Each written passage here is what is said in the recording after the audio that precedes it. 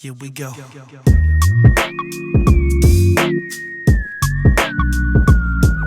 Yeah.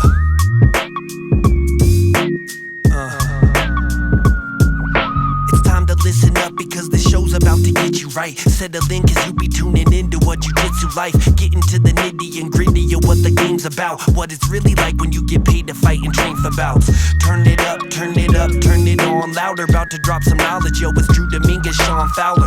About to give it to you straight, y'all, no filler. Pulling no punches, really couldn't get no realer. I'm a flow spiller, recognize that no one's illa. Keep it locked right on this episode because it's gonna be killer. Elite technique with the flows to get you hyped. I thought you knew it, Shawn and Drew, the crew of a jiu-jitsu life.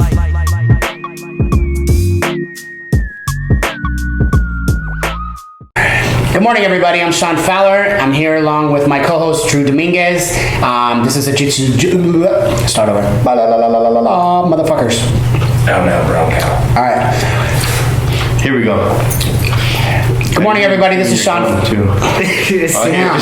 hear is chopping. That's all I hear is you. Sorry, steak. All right, here we go. All right. Good morning, everybody. This is Shawn Fowler. This is Jiu-Jitsu Life, and we're here with my co-host Drew Dominguez and none other Tim Pablo. What's going on, man? I'm doing well. Yeah, thank you for having me. You gotta have a better answer than that. I was. That's why I paused for a while. I was You gonna said, say something extra. You say, I'm doing well. Yeah, I was gonna say something extra. That's why I paused for a while. But doing well. So. It wouldn't be the same if you didn't. You might as well say what you're gonna say. No, we're good. We'll get there. We'll get there. Drew, what you got? Well, we had a little technical difficulties to begin with, so let's just get into this, man. How long have you been training, and where did you start training? Really get into it, huh? We don't have time. We have a gentleman right there waiting. He's on deck. How long have I been? You know what? I don't know, to tell you the truth. I think around 15 years, 16 years. Started at Fabio Santos. I think like almost everybody did in San Diego at one point. Either Fabio, Carlos Valente, or Nelson Montero. Yeah, or Rodrigo Medeiros. Yeah. That's pretty much that was around as far as pure jiu-jitsu back then. So it was either for us it was close to home. So we were like the closest, I should say. So that's why we ended up at Fabio's. How did you end up at Fabio's, and why did you choose jiu-jitsu? I mean, you were an athlete in high school? I was. Is that true? Yeah. No, it's very true. Okay. Super athletic. No, what it was actually, I know some of the boys from back in the day. They run into Tim. As a matter of fact, where were we at? I don't remember. What's the Italian spot that we go to in Chula on 3rd? Oh, La Bella's. We were at La Bella's one night, and a friend of mine, which was a friend of his from high school, we ran into him, and he's actually a cop. He's Chula Vista PD. And so don't believe a word he's saying. Exactly. There you go. Man, I can't believe nobody around this place. So anyway, Tim walked by, and he turned around. She seen me, so we started talking. And then my friend turned around, and he looked at him and goes, Timmy Pablo. There it was. Yep, they played ball together in high school, so it has to be true. It has to be true. True story. But, you know what, honestly, I said this story before. I think I even said it in class. You have. How I got into it was, let's go all the way back. Wait, wasn't your cousin bullying you or something? No, excuse me? Oh, I'm sorry, go ahead. Bullying. Let's hear your story. You're getting punked. I know. I was trying to be nice, but yeah. Okay. I thought you were getting punked. Never in my life. Younger cousin, right? It was, a year younger. Oh. Calm down with all that, bro. Okay? Take it easy. Go ahead. Let's hear how your cousin was... Forced me, bullied me into it. Drug you in? My cousin wrestled. He wrestled. I played football, like Pop Warner football, high school football. I was a football player. I grew up doing karate, Mount Golden Karate Studio. So we were doing karate. I like stand-up. Loved boxing. Wasn't really into jiu-jitsu. Actually... My friend in high school had the UFC on video. Like VHS. VHS, right? VHS. I don't even know what he had. It was Fight Pass. He had it. Yeah, he had it on a VHS. He was like, "Hey man, you gotta come check this out." Wait, this wasn't beta? No, it was VHS. Oh. Yeah, it wasn't beta. My dad did have beta though. He had the big ass beta camera, like the news camera. I thought Laserdisc was even better than that. But he showed this. He's like, "Man, you gotta check this UFC, this Ultimate Fighter, whatever it was, Ultimate Fighter out." And I never heard of it until that point. And then he was like, "There's this guy named." Royce, we call him Royce, Royce Gracie. We didn't know, there was a So Royce Gracie, so when he showed me it, and I was like, the dude, he comes out in the gi, everyone seen the video, and right away it's jiu-jitsu, he's going on the ground, and I thought shit was weak. I was like, man, this is whack. This dude's like got a karate gi on, he's not doing any karate at all. The kicks he throws are whack. Like, dude, it's weak. I was turned off by jiu-jitsu. I didn't want to do it at all. Didn't fall in love with it when I saw Royce Gracie do jiu-jitsu, like most people say. Wasn't in it. I didn't care about it. But my cousin wrestled. He wrestled as a kid, wrestled through high school, and he's always bugged. Isn't it? Okay, I'm just gonna throw this out there, the cliche, right? Isn't it like? Am I the only one? No, I know you felt the same way. We're from the hood, so there's a little bit different. So growing up in the hood, it was gay to wrestle, man. Yeah, for sure. Like you'd be straight out caught. And I mean, I have some really amazing friends that actually. The DeGuero family from Colorado is like lifelong wrestlers, right? Their family is, and I'm talking every generation, it's passed down from generation to generation. They're all state champion wrestlers. So it's taught since they were like 4 years old type thing, you know what I mean? And I find it phenomenal now, and I wish, now that I'm old, right? And I've done jiu-jitsu for so long, man, I wish I would have wrestled. I said the same thing, and it was like I wasn't gonna wear a singlet, man. Thank you. Yeah, I'm not wearing one. Even though football's real close, we just have pads in it, so it kind of helps out. But I don't even know why my cousin wrestled as a kid. I don't know if his dad was into it. I don't even know the story behind that. But he didn't play football, so I played Pop Warner, he wrestled. So anyway, he bugged me, man. Let's do this jiu-jitsu thing for years. And I'm like, nah, man, I'm good off that. Like, that shit's kind of weak. I'm not into it. I have no interest at all. So one day, over just years of him just bugging me or bullying me, like you said, I thought that was just repeating the story you had. No, we went and checked out. We checked out two places. I think Charlie Kohler was around. CK 25. Charlie's been around. Yeah. Yep. So he's got 20 years in the game too. He started out as a matter of fact. Charlie Kohler, for those that don't know, he actually opened up his gym as a blue belt. Oh, and he's had his gym that whole entire time. That is correct. Yeah, dude. So we stopped by FIVE with the closest. We were like, well, what's the closest to us? I don't know if there was computers back then. So we opened up the like yellow pages and shit, fucking looking through things. And Charlie Kohler, we stopped by, and then we stopped by Fabio's. And it's a funny story because we went to Charlie's, and he's doing a lot of no-gi, and I think he was still fighting at the time. So we asked him, what would you prefer? Like, should we start with the gi or no gi? And he was like, definitely start in the gi. So we're like, all right, boom, we're gonna go sign up at Fabio's. So we left and signed up at Fabio's, man. And you know what saved me from, and I've said this story a lot of times too, what saved me from sticking with jiu-jitsu was signing that year contract. Because I hated it. I had to commit. And even when I was going, if you're like me, whenever I first started jiu-jitsu, I actually went to the first few classes, and I absolutely hated it. Yeah. I hated it, man. I was like, this is some bullshit. I'm not going to do this. I'm like, you know what? You want me to play football? I'm down. You want me to play baseball? I'm down. Basketball? I'm down. You want anything? But I'm not doing this. This is nonsense. Yeah. I couldn't stand it. It took me a few months to start to like get into the groove, and I think the reason is because whenever you first walk in, you're the nail, and everybody's after you. You know what I mean? You have no idea. You're getting pounded on. There's just no way around any of it. You know? Bro, and I came from I was a bigger dude because I was bodybuilding at the time. Not professionally, but I was into weights. I see some of those. But I was a bigger dude, right? I had this size and strength, and everybody talks about the spazzy white belt, but fuck, if you don't know anything, what else am I supposed to be? A spazzy white belt. Like, don't shit on these guys for being spazzy. They don't know anything. No. It's like being thrown in the deep end of the pool and like splashing around like crazy if you don't know how to swim. Yeah, 100%. Right? It's like, what the fuck am I supposed to do? I'm using my size, I'm using my strength. You're trying to kill me over here. Like, what am I supposed to do? 100%. So, and I was going to Fabio's in the morning, which was like all the higher belts. I was like the only white belt there. So I was really the nail, dude. Like, those guys were, and back then, they hurt you if you were like too spazzy. Yeah, they didn't tell you calm down. They were like, pop.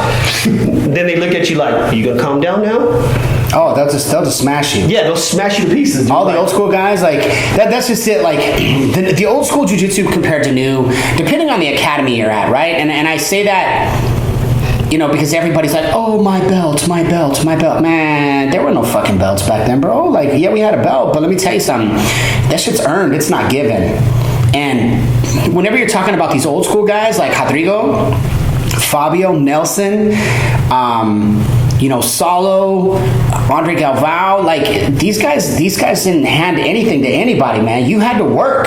Elias is another one, man. Elias, man, you're gonna work. These guys make you work. And every time you step on that mat, you better expect a brutal session. That's all there is to it.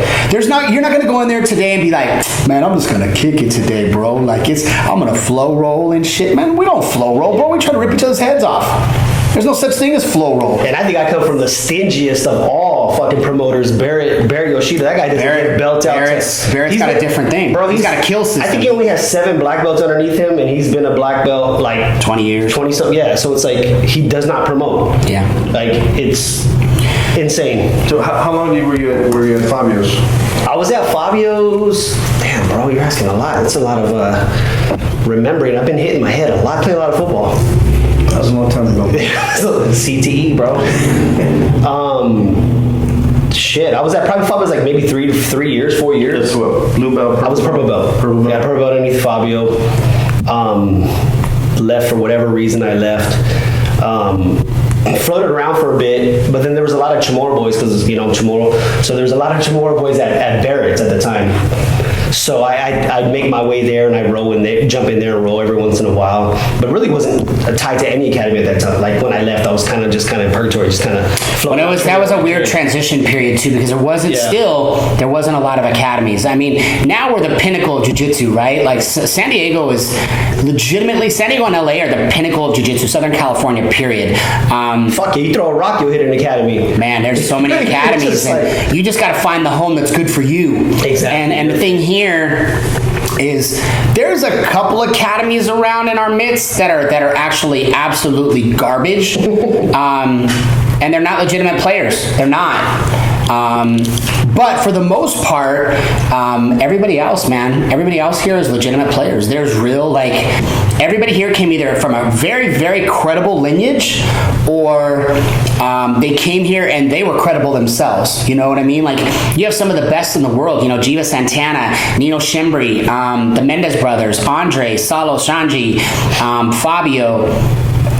Jesus, man, the list goes on and on and on. Yeah, I mean, the list is just so long. Baret, I mean, the list is ridiculous. Leticia, Morongo. I mean, it's just everywhere. So. Definitely blessed to be in Southern California. San Diego, man, I mean, jiu-jitsu is insane. And especially if you've done jiu-jitsu for a long period of time in San Diego, you all kind of know everybody. Oh, of course. You've all rolled with each other. You've seen someone. So it's like the community is pretty tight community. Whether you may not like someone or not, you know them and you roll with them and you've seen them around and you have that mutual respect because you know they've been in the game for. And what's unique about San Diego and even LA is starting to get that way too. I know you got the LA hat on. Come on, bro. Hey, Dodger fans, bro. Dodger fans. Drew usually has his on too. I know. Drew's usually got his on. I give him shit every time he wears it. I'm Dodger fan through and through. So yeah, 100%. Matter of fact, that amazing win. That last night game was phenomenal. 3-3, bottom of the 9th. Okay, back to jiu-jitsu. Home run. What do you know about that? A solo home run. Let's go. No, but go on. Talk about jiu-jitsu. So I mean, you talked about bouncing around. What made you stick with Master Baret? Because he ultimately gave you your black belt. He did. What made you stay? His style, I guess, was very. We talk about old school, right? Abusive, and I love it. Abusive, like it's like, and like I said, coming from the karate background, my uncle's studio was like that. Very abusive, grimy, like rough, grimy. Yeah. If you weren't meant to be there, you were not going to be there. He'd bounce you out. Oh no! It weeds out the weed for sure. And that's what was his theory. You know, I know that there's this common theory going around right now, and you see it online all the time. Jiu-jitsu for everyone. Jiu-jitsu for everyone. I don't think that's true, man. I really don't believe it. No. It's either for you or it's not. Right. And it's not meant for everybody, because I'm going to tell you something. Whenever it gets grimy and it gets ugly, there's no half-assing that. There's no soft jiu-jitsu. Yeah. You know what I mean? There's no faking it, right? Yeah, there's no faking it. Like, you know, we can sit there and we can say... That's why I say jiu-jitsu is the truth, man. 100%. Yeah. It's the truth. Like it's gonna weed those out that are just not. It's not not meant for. You're not cut from that cloth. Yeah, you know, and I think some people can, really hard it out and persevere and push through. 100%. It doesn't get easier, you get tougher. No, it gets harder. Like there's nothing like that arte suave. That's just a fucking lie. It is not a gentle art. It doesn't get easier, you get tougher. Martial arts, man. Just because you don't throw punches and kicks doesn't mean it's not tough on the body. Because believe me. And again, it's a cool sport. I like it because as you get older, you can still train. Sure. And when I tell people run up and down the court when you're 45 years old. Right. And when I tell people too, you know what? You don't have to be an athlete to excel in jiu-jitsu. No, not at all. You don't have to be an athlete. Like most sports, you have to be athletic. 100%. Right? Even MMA, I mean, it helps to be an athlete. Oh, 100%. Any type of striking martial art. You have to have rhythm. You have to have some type of rhythm. It's like dancing. But jiu-jitsu, you don't. You can be a fucking clumsy ass. You can walk into academy tripping over your own feet and 100%. Still do pretty well in jiu-jitsu. And they can teach you some type of rhythm, a flow rhythm. Exactly. Yeah, so, and then you're going to develop your game and what works for you, and which is beautiful, man. Like even when I teach something, I'm like, this is a lot of it's how I was taught, but a lot of it's kind of what I've taken and what I think works for me. Right. So when I tell people, this works for me, experiment with it. Change grips, but don't change you can't change the details of it, right? But you can make it unique to your body type and your own, right? So because your hands may need to move a quarter of an inch or an eighth of an inch, and it'll change the whole dynamics, the intricacy of everything that you're doing. Exactly. That's why YouTube's a little bit it's tricky, right? Because you can see some good shit on YouTube, like that's dope, but you don't see the details. A lot of times it's not realistic. And it's not. And it's like it'd be like a 30-step technique. I'm like, God damn, 30 steps. Like, yeah. It reminds me of like karate with the kata. It's like, yeah, it looks cool. Kung fu looks gorgeous. I don't know if you guys seen JT Torres hit an arm bar last night, and it was an angled arm bar off of the he actually was in half guard, and he pulled back, and as he pulled back, he had the sleeve trapped under his leg, and he basically crossed. Because he was trying to pull the sleeve out, he turned his arm this way as he was trying to pull it, and JT just shifted his hips. He came right over the top, he pinned it, he flexed it out, and he tapped him. Damn. And it was just very unique. You know what I mean? And he just did that on the fly. He just seen the vision, right? Yeah. It was a vision. It was a vision thing. Like, it's not something that he probably even planned for. It was just a vision thing, and he had the angle, and that's what's so beautiful about being a black belt. And I love Casey Ryan for the kid that he is and the grown-up adult that he's become, because I've watched him grow up in front of our face, and whenever he says jiu-jitsu is magical, I really believe that. Like, it's amazing. It is 100%. It's really, especially coming from Casey. It's a magical thing because, man, as a black belt, you don't always have the answers, and although you have a bag of tricks that is very gigantic in your back pocket, things happen transitionally that you can't explain sometimes. Right. And man, all it takes is to see the vision of what's sitting there and take it, just because you saw it, mm-hmm. because you know the angle that you have to have and be able to pull that out. And that's just the muscle memory and the vision of doing it for so long. And and that's kind of what I tell my students too, because I encourage competition, but by no means are they obligated to compete, right? Because I think competition brings that out, right? You have to think on your feet. You're gonna be competing against somebody that obviously you haven't competed with. You don't know their game. You don't know their style. So a lot of times you kind of got to think as you go. It's you gotta react. You gotta react, man. And you gotta kind of figure out their game on the fly, which is I agree. Fucking cool, and to do that and shut someone down and smash, especially someone that considers themselves a guard player or a guard passer, and if they can't pass your guard, you sweep them or submit them. It's dope. Or someone that's considered a guard player and you smash their guard. I agree. It's like taking their soul. It's cool. How long were you training with Master Baret before you got your black belt? Shit. I just got my black belt going on 4 years. I was gonna say it was a hot minute. It was a hot minute. You took some time off, right? At purple to brown or brown? No, I took time off when I left Fabio's. And like I said, I was kind of in transitional period. I would go to I shouldn't say transitional period. Huh? Go ahead, man. It's all you. So I was kind of going. Actually Alliance was just opening MMA, mm-hmm. So we just opened up. So I'd roll there, go to Baret. Barrett's here and there, and I just didn't have time. I was working, I was busy, just a lot of things going on. An alliances program has always been difficult because they've never had a real set instructor. Yeah, especially at that time, it was always like a revolving door. Someone was even in, to this day. This is 10 years later, and they're still the same thing. So it's always in and out. But for Baret, man, I was a purple belt under Baret for a very long time. Most of my training years with him, I was a purple belt.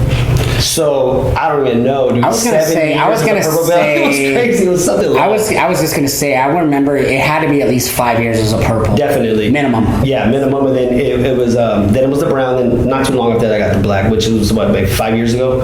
Going on, I think next year 6 years. We had Sergio on last week. He said you and Sergio both got your black belts at the same time. At the same time, yeah. And I always fuck with him.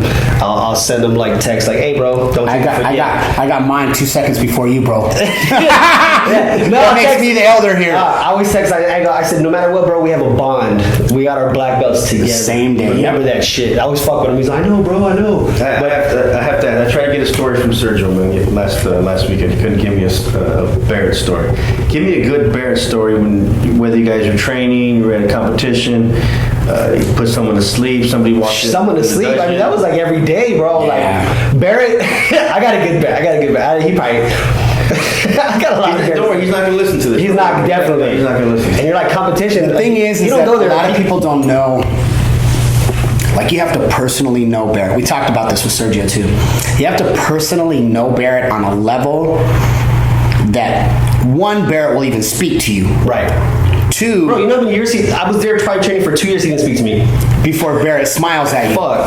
Baret has to believe in you for him to even pay attention to you. Yeah. Like, I mean, he's there and he's teaching the class and all the above, but Baret has to legitimately believe in you and actually see that you want it before he's going to totally give you his attention. Yeah. Serge didn't have any stories, or he just didn't want to come forth. I don't think he wanted to say. He told us. Dude, there's thousands of stories. He told us one story about a guy walking down to the dungeon. The full staff down there, and he said that this guy walked in and said, "I could beat anybody. I could beat you guys." So many times, dude. Yeah, but that was back in the day when War Machine and everybody. Yeah. Herman and everybody just murdered they guys. sparred, they just knocked each other's heads off. Yeah. Like, that was their sparring. But no, dude, here's a story.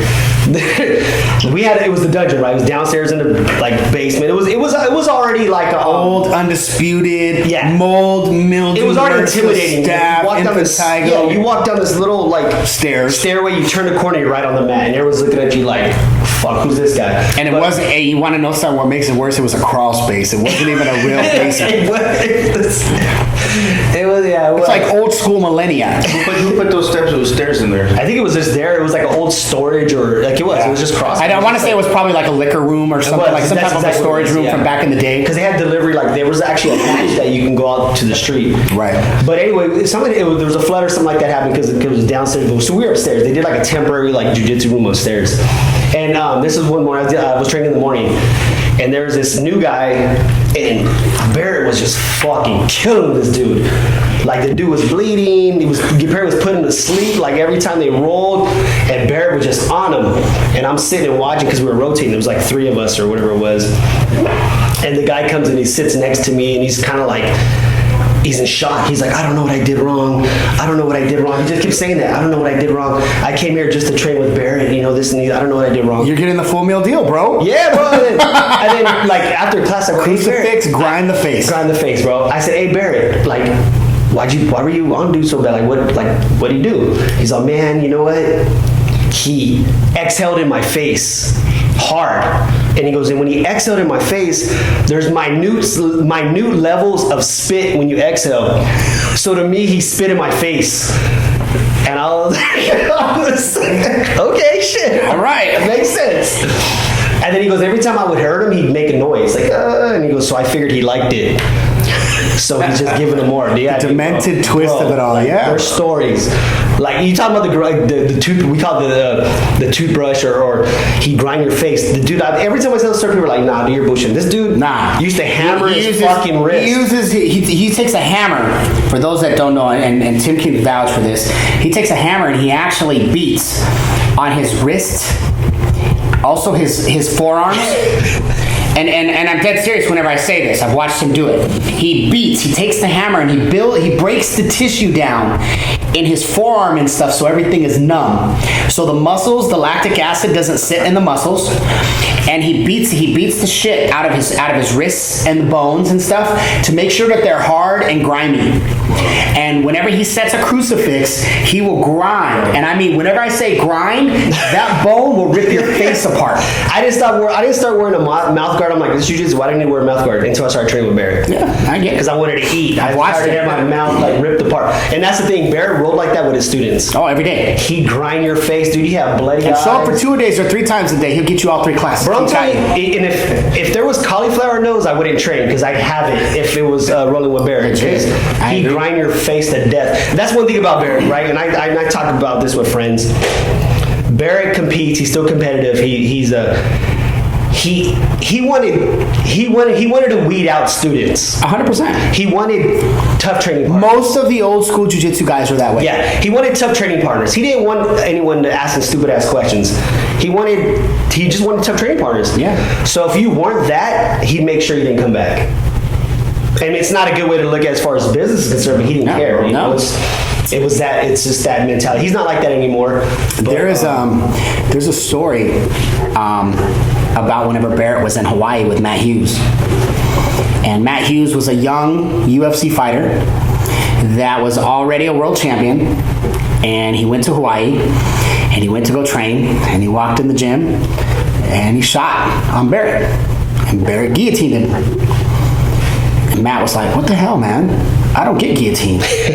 So he went back and they went at it some more and he shot on him again with his, amazing wrestling, right? Baret guillotined him. 3rd time, Baret guillotined him. And he's like, I don't understand. Who is this guy? I don't even know who this guy is. And he's killing me with this. And then they all told him who he was. And he was like, wow, this blows my mind. So yeah, that's an interesting story that actually I heard about Baret a long time ago. And I actually heard that from Ensign. And it shows the character in Baret and how long he's been training, man. Like, he doesn't really, Baret is one of those guys that he doesn't care who comes in on the mat at any given day. He'll roll. You challenge him, he'll roll with anybody. He doesn't care. And that's the beautiful thing I did love. Like, and I think that's what I take and I try to show my students is like, whoever comes in your gym, I try to roll with. I'll roll with. Mm-hmm. You know what I mean? At the end of the day, unless you're injured. Unless you're injured. And that's the thing. Like, a lot of people don't understand. Like, we do this every single day. So that you got to know whenever your body's right and whenever it's not right. And some days you got to take off, man. It's just the way it is. And my body for these past couple years haven't been right. Yeah. You keep talking about your students. So tell us about Apex Jiu Jitsu and Bonita. How did that come about?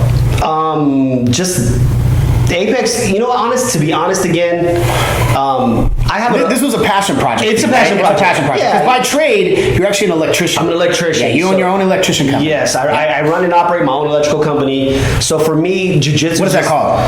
Electric 24 INC. Yep, Okay. So if you're in the greater San Diego area, Hit it look up. us up. Commercial and residential? Yes, sir. There you go. So, back to what were we talking about again? Apex. How did it come to light? How did this passion project come to light? Well, I love jiu-jitsu, honestly. I don't know. I feel everyone says it sounds cliche. It sounds, it's kind of, I don't want to say it saved my life, but it gave me so much. Oh, 100%. So. And jiu-jitsu doesn't give you anything until you give to it. Exactly. But to be honest, before I even opened my academy, I grew up in National City. I wanted to actually open or do something in my city that was free to the kids in the neighborhood. Right. But I didn't know how to do it. I was like, man, but I want to give back. Before even I even thought about opening a jiu-jitsu academy for myself to teach jiu-jitsu and have students. I wanted just to donate time, give something to the community I grew up in, and just share jiu-jitsu, right, with maybe the lesser of. I get it. But I figured it might be a little difficult to try to work that if I didn't have any legitimate school or came from a program or whatever it may be. So I just decided to open up academy, man. I now live in the Bonita area, so I actually graduated from Bonita Vista High School. So I wanted to do something in that community. I figured that's my community now. I like to, build something from where I guess I'm at and where I'm from, you know, with National City or growing up in Bonita. So I wanted to, I just figured I'd open up something in Bonita. And how long has it been open? We're going on 4 years. Wow. Yeah. Damn! Seemed like we just talked about this. I don't Going know. on 4 years. No, it should be about, it's going on about 4 years now that I think about it. Shit, I know. It happens quick, man. It does. It happens real fast. Years fly by. Oh, okay. Yeah. Especially when you're busy and trying and being productive. 100%. It truly flies by. So you're the only black belt in your academy, correct? I'm the only black belt in my academy that teaches, yes. But I have a cousin, the one that got me into jiu-jitsu. He is a black belt. He's a black belt under. He actually just got his from Andre. Just got his from Andre. Right. Dude's that guy's good, man. Like my cousin is. What's your cousin's name? Damien Manzano. Shout outs to my cousin Damien. Very good. He's an electrician as well. See, I got him. That I didn't know. I got him in the electrical trade, and he got me into jiu-jitsu. So Shit, we're that's a even fair. now. We're even. Okay, so you run your own electrical business as well. What's a normal day like? Because I know you get started early in the morning and you don't go home until the last class is over, like at 8. Yeah. So my normal day is I get up. It depends on the job, but usually I get up around 5:30. Head to the job or jobs. Pretty much work because I mean, not only do I run the business, I work the business. So I work, do the electrical all day. Then from there, I shoot over to the Jiu-Jitsu Academy. If I can, if time allows, I'll go home and shower. But if not, I kind of take a duck bath, you know, at the gym. Head to the gym and teach till it closes. And sometimes I'm cleaning the mats, which is a damn shame. Hey, you lower belts out there. Clean the damn mats. Wait a minute. I've never seen you clean the mat. Because you're never got that white belts. You gotta be there. Oh, damn, he said you gotta train, bro. You actually gotta be there, bro. I got called out. Okay, the days I am there, I've never seen you clean the mats. The days I am there. How about Rank has its privileges. And I'll know when do you show up? Tuesdays, Thursdays, Mondays, and Wednesdays. Depends on Hey, you know that there's a class after we're done filming today, right? Did you bring your gi? No, Brent. I already talked to Brandon about that. Son of a bitch. You said you were gonna be there last week and you didn't show up. I did. You weren't there. Was it? What? You were at Disney or wherever you were. Hey, what game? Hey. I gotta have a day out too. I only saw that. I was at the Worlds. It was on Thursday, right? Oh, Where'd you okay. go on Wednesday? Wednesday. Oh, there it is. It was Worlds. I shot up to Worlds. That was work, bro. It's jiu-jitsu. But how do you balance everything? I know you know we all have a personal life we have to deal with. And that's the key. That is the secret of how to balance. I still haven't really found out how to balance it, man. It's still just staying balances. Going to Disneyland balances it. How about that? Yeah. Going to Disneyland, doing things, you know, that like that with my family balances it out. Anytime, because even on the weekends, you know, I still I worked on Saturday. Yesterday, Saturday, right? I worked yesterday, the electrical. So I try to stay busy, man. But when I can and when I do, I make time to spend with my family. Disney, it's usually Disneyland. Disneyland. Right. Yeah. But before we wrap it up, man, tell us where we can find you on social media and tell us a little bit about the class schedule at Apex. If anybody's interested in social media, you can find me personally at Pablo_Pistolas, and then Apex Jiu Jitsu. It's Apex_BJJ_Bonita. The gym is located in Bonita. It's 4248 Bonita Road. I always say this. They're like, I always say, you know where TJ Oyster Bar is at? And usually they do. It's And I'm like, yeah. Well, which yeah, one? There's like, three of them. The small one. Right, just say the original hole in the wall. We're right next next door.